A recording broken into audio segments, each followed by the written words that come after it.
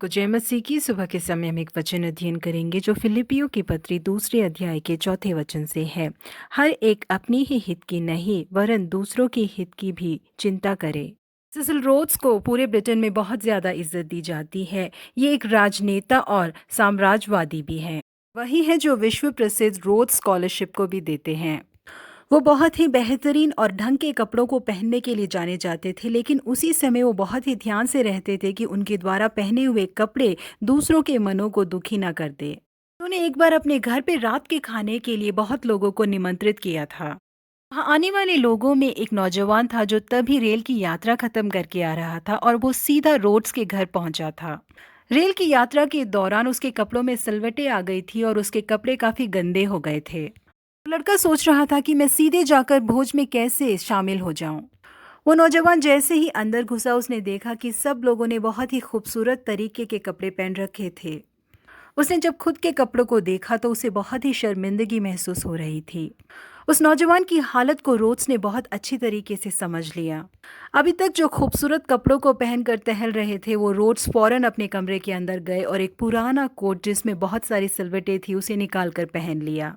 जब उस नौजवान ने देखा कि उसे निमंत्रित करने वाले रोड्स ने भी सलवटों वाला एक कपड़ा पहन रखा है तो वो हिम्मत के साथ उस घर के अंदर घुसने पाया।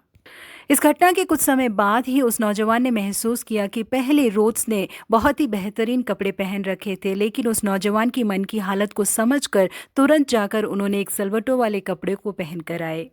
जी हाँ प्रिय परमेश्वर के लोगों, दूसरों की मनों की हालत को समझकर वो लोग हमसे अच्छी तरीके से बात कर पाए, ऐसा एक मौका हमें उन्हें देना चाहिए। पौलुस ने एक बार तीमुथियुस को, जो उनके प्रिय और विश्वास योग्य पुत्र थे, कुरिन्थियों भेजा।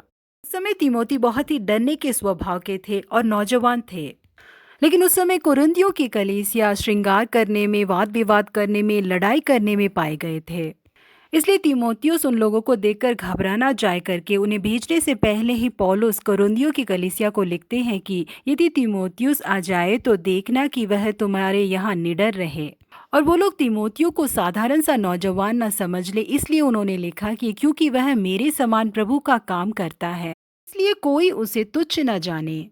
जी हाँ प्रिय परमेश्वर के लोगों, जो लोग हमारे साथ हैं वो अपने आप को छोटा ना समझे, वो अपने आप को डर में ना रखे। वो भी एक खुशी से भरी मानसिकता के साथ हमसे बात करे करके हमें उन्हें मौका देना चाहिए। उन लोगों को भी हमें अपने जैसा बनाना चाहिए। पौलुस चाहते थे कि तीमोथियो एक निडर नौजवान की तरह बढ़े। इसलिए तीमोथियुस के लिए उन्होंने जो दूसरी पत्री लिखी उसमें उन्होंने कहा कि क्योंकि परमेश्वर ने हमें भय की आत्मा नहीं परंतु सामर्थ और प्रेम और संयम की आत्मा दी है करके उन्हें हिम्मत जताया।